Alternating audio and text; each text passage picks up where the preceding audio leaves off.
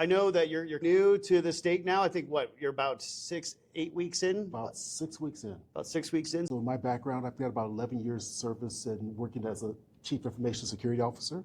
I came up through the networking ranks and database administration.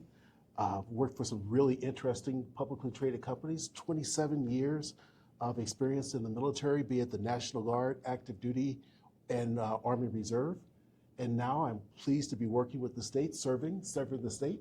One of the things that brought me to this role is I looked at the briefing, the report on the events that happened last year, on the hack that happened last year, and the amount of transparency was astounding. You can interview with a lot of roles, a lot of great opportunities out there, but during that interview process, they don't tell you necessarily both sides of the coin. Yeah. You don't necessarily get all the flip side of that coin of what you need to be working on. Especially a state CISO.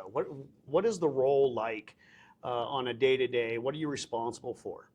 It's a great question. When we think about what is a CISO, and I think this definition has changed over time. Yeah. As organizations start getting a better understanding of what their needs are, and when a CISO comes in, you're going to probably form the role a little differently than it was the last time. Yep. Or if this is the first time, one of the key things you need to do is to make sure that your stakeholders understand what your role is.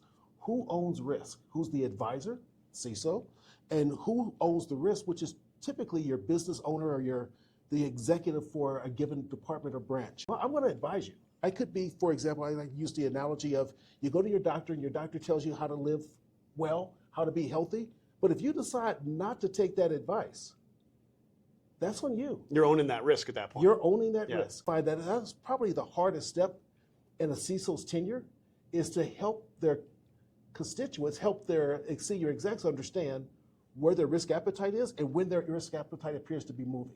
Are they moving to accept more risk?